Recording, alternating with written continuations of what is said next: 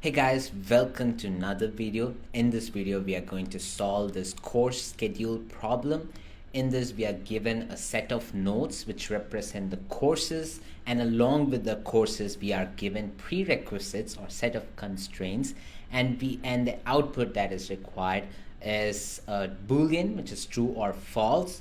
And based on the condition, we have to return if it's true that we can complete and finish all the courses, or if it is true that there can be a place where we may not be able to solve based on the constraints. So let me just go to whiteboard and analyze this given problem with the help of some of the examples. Let's just say we are given n is equal to 4 nodes initially, and which represents 4 courses which have dependencies in this way, where the course numbers 0, 1, 2, and 3. And in order to complete 0, we have to complete 1, and that is the meaning of this arrow marking from 0 to 1. And very similarly, I'm going to change the color scheme for the dependencies. So this will be the dependencies, or more in this problem vocabulary, we are going to call this prerequisite. Okay, so this would mean that in order to take the course 0, we have to complete 1 first, and in order to complete 1, we have to complete 3. So as you can see, by visualizing this problem in this way, we can very obviously say this is a graph problem. And if we do a traversal of this graph, let's say we go with the depth first search, we can, at this particular node, we ask this question: can I actually take the course 0 right at the start of my semester? And the answer is no, because in order to take 0, you should have completed the course 1. So you can erase this and say, can I take the course 1 first? But even that is false, because you have to complete 3 in order to proceed with 1. So 3 has to be completed in order to take course 1. So next point, you go to point number 3, or node or course number 3, and ask this question: can I take 3 first? Now, if you know, there are no dependencies or no prerequisites for course 3, so course 3 can be freely taken. So this means course 3 has its right place. Now, if you backtrack and come back to point number 1 or course number 1, if you ask the same question, can I take the course 1? It's actually possible, because the prerequisite is actually solved. So this particular prerequisite is satisfied because course 3 is marked as completed, and then you can obviously take 1. Similarly, if you go to 0, if you ask the same question, can I take course 0? Here you still have a dependencies, and that is this course number 2. You have to complete course 2 in order to enroll for course 0. So you have to do a depth first search in this direction and mark 2 as completed, because 2 can be completed because note that 3 is already completed. So you can say I can complete the course 2 and then I can take the 0. So you can note that we have a sequence in which, if we follow, there can be more than one sequence. You can also go with 0, 2, 3, or sorry, 3, 2, and 0, and then 1. So there can be different sequences, true sequences in this case, but it is true that you can complete all the course, right? But let's observe another problem where n is equal to 4. We have a course similar to this. Okay, let's say this is our course number 1, this is course 2, this is course 3, course 4, but our dependency states that in order to complete 1, you need to complete 2, and in order to complete 1, you have to complete 3, in order to complete 3, take 4, and here you go. Okay, so in this case, if we follow the same process, depth first search, at the node 0, I ask this question: can I take 1? No, obviously, because it has a prerequisite, so I need to complete my prerequisites. And if I go to 2 and ask the same question: can I take 2? There is no prerequisite, so that means course 2 can be freely taken and added to my array, result array. And now if I backtrack, go to 1 and ask the same question, can I take course number 1? The answer is no again, because it clearly has a new dependencies right here. And since it has a new prerequisite, it's important that we complete 3. So we go to course number 3 and ask this question, can I take 3? But it cannot take 3 because it has a prerequisite course number 4. And you go to course number 4 and ask the same question, can I take the course 4? And again, you cannot take the course 4 because you have to complete 1. Ask the same question back to course number 1, can I take 1? And the answer is no, because you have a prerequisite 3. Oh, do you note something here? There is a cycle, and if we go on like this, we are going to loop again and again, ask the same question to each of the nodes, and we'll never be able to take the course because there is a cycle. So we can clearly note that in this problem, it's impossible for us to take the other courses because each of the courses depend on each other. And for this problem, this is the very observation that forms the foundation to the solution. So if you detect a cycle, that clearly states that you cannot take all the courses. So you have to return a false. Now, the algorithm that we are trying to modify for this would be the depth first search. And there's a way to actually find the cycle. Now, how do we do that? That is, let's just take an example graph. Let's just take 0, 1, a 2, and a 3. I'll make this better. All right. Now I'll label all the courses 1, 2, 3, and 4. Now their dependencies are stated. Now clearly you can see there is a cycle, 1 to 2, 2 to 3, 3 to 4, and back to 1. There is a cycle. Now how do we find this using an algorithm? So we have to maintain something called the states. And that state is going to tell us if it is already visited or if it's in the process of visiting. Okay, so if it is being visited or if it's already completed. Okay, and I'll try to better explain the idea of visited in my next example. In this point, we'll see this visiting case. The idea is that whenever we visit a node, we mark that particular node to be in the state called as visiting. Now I go to my next node, and then here I cannot take 2. I cannot here in this course as well. I started with node 1. I cannot take 1 because I have a dependency or prerequisite. I have to complete 2 in order to go with 1. So I'll just mark it as visiting. The moment I encounter a node, I'll mark it as visiting. So I can maybe write kind of a pseudo code for you. The moment you hit a node, mark as visiting. Okay, and then move on to the next.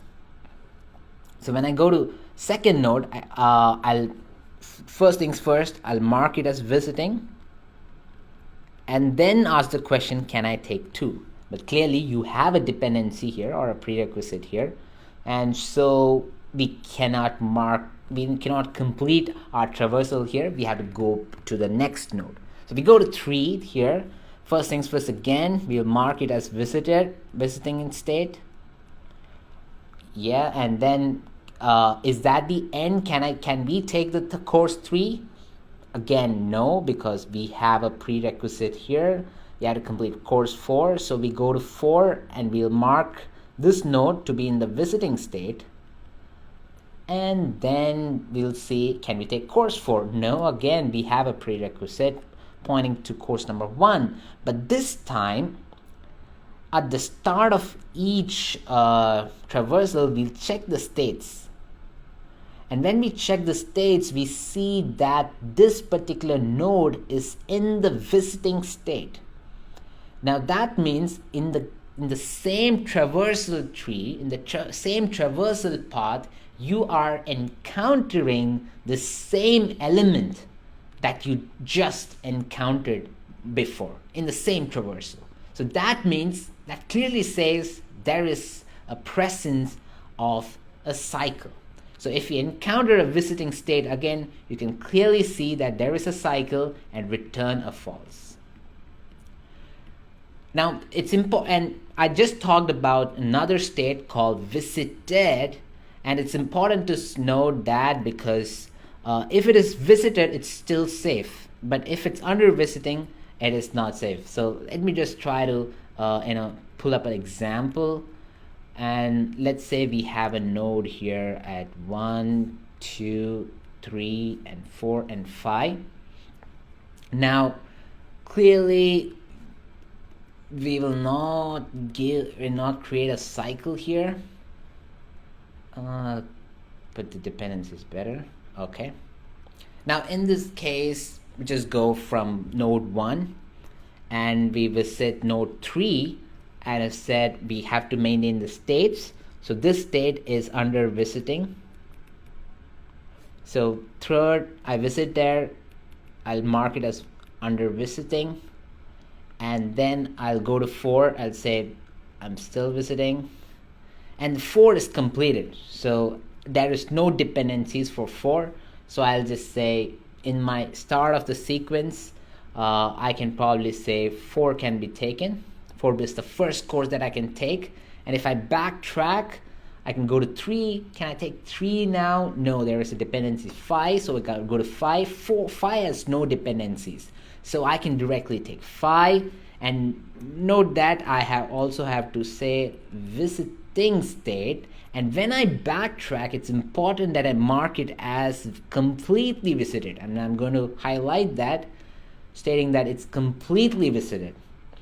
And even from this place, since I've taken 5, I'll backtrack and then mark 3 as completely visited. I completed the course 3, and so I'll backtrack back to 1, and even 1 is completely visited now. So I'll update that. I got 3 from in this place, and I went back to 1, I got 1. Now note that 2 is never visited yet. But if you take this path, start a DFS traversal from node 2, you will encounter a node which is already completely completed. So the course has been completed. So you can freely take 2. But note that if it was in the visiting state, that means in the same traversal, you're encountering a visiting node. That shows there is a cycle. But in this case, it is not the same path, or it is not the one single traversal. It's a different traversal. It's a different path. It's a different start in itself. And so in this case, since you see a completely visited node, that means you're trying to optimize. And there's no need, and you cannot draw a conclusion that there is a cycle, rather. So that it's important to understand in this case. Let's just go ahead and write the code really quickly. And so from the implementation standpoint, for any graph problem, it's important that we first frame the graph in itself. There are many types of representation. I like the adjacency list. I'll just go and say graph is equal to hash map. Just quickly see if the recording is in progress. Yeah, we're good to go. And now in the given graph, we have to construct, first we'll initialize the graph. So for all the course numbers, so each course is represented by course numbers, and we are just given the end limits of the courses, 0 to the last course. So I need all the course number in the range of 0 until num of courses -1, and Python by default adds the -1, since in a for loop we don't actually take the last element. So I'm going to leave that there, and we're going to initialize the graph of the given course number will be equal to an empty list to create the adjacency list. Now for every prerequisite you see in the prerequisites array, so for every prereq in the prereq prerequisites array, we are going to insert that into my graph. I'm going to say, in order to take the given course, which is denoted by prereq at the 0th index. So if you look at this point, this subarray 0, 1, it says that to take 0, you have to first take course 1. So that means the prerequisite of 0 is 1. So I'll say prerequisites of the index 0 is equal to prerequisite at 1. All right, does that make sense? Actually, in order to then saying it's 0, since we have already initialized it to list, I can just simply say it's already list, so I'll append it to the list. We can have more than one prerequisite. This is a safe way to do it. And now I'll just print my graph just to debug it, and then we'll go on to the next task. The next task is important, and that is to maintain the state for each of our nodes. So the total nodes are the courses here. So I'll just have the state as 0, and I'm going to have the state 1 for visiting and 2 for completely visited. So 0 is going, so initially it's unvisited, so we'll say state 0 for every course in the range of 0 until num of courses. All right, and from this point, here's where we are constructing the DFS logic. We can have a internal function in itself. Makes things easy because you can share a lot of variables. So I'm going to do that. The DFS is going to take a node, given node, and if the node, base cases, if the node is none, then I'm going to return immediately and say there's nothing to do. You can just say return true. And next is important. If the state of the node is 1, in this case 1 represents if it's visiting. If it's visiting and if you encounter such a node, there is a cycle, and that means you have to return a false. But if the state of the node is equal to completely visited, just 2, then you can return as true, right? And now you have to visit all your neighbors that is connected, and that is initially you'll just initialize a variable result to true. And then whenever you visit the node, after you finish the base case, the first task is to mark that particular node to be under the visiting state. So you will say state of that particular node that comes to me should be marked as visiting, and then I'll explore all the neighbors of the of this particular node. I'm going with this vocabulary of neighbors rather than courses because it's pretty common in graph problems. So every neighbor of the node, so when you do graph of node, you'll get the list of all the neighbors. So you want to traverse over each of this over each of these nodes and run a DFS. So DFS of each of the neighbors. Now, if one of the neighbor returns a false, then I want the result to turn into false. So I'm going to say there can be multiple traversals. So result and with DFS of neighbor. So if one of the DFS fails, it's going to, if you bring the AND logic, if one of the operand is false, it completely makes it false, and there is no way result can move to true. So the moment it's false, it's going to say return false values. And finally, after visiting all your neighbors, it's time to mark that particular node state to be completely visited, and the code for completely visited is 2, and finally you just return the result. This was the internal function, and we had to call this internal function at each of the nodes. Now, in the previous example, we just saw that this is very common in graph problem. You cannot just start with one of the node. In the tree, this works where if you do a depth first search starting from a given node, you will be able to visit all the nodes. But in a graph, it can be disconnected at times, and it can have a different start here. So it's important that we start from each of the nodes, and since we have a condition which checks for if it's already visited, it still follows the big O of v plus e, because we do not try to traverse the already visited path. So I'll have to go through all my courses, so all the courses from 0 until my number of courses. The spelling fine? Yeah, number of courses. I'll check. I want to do a DFS search at that particular course number, so I'm going to represent the course number as I. And if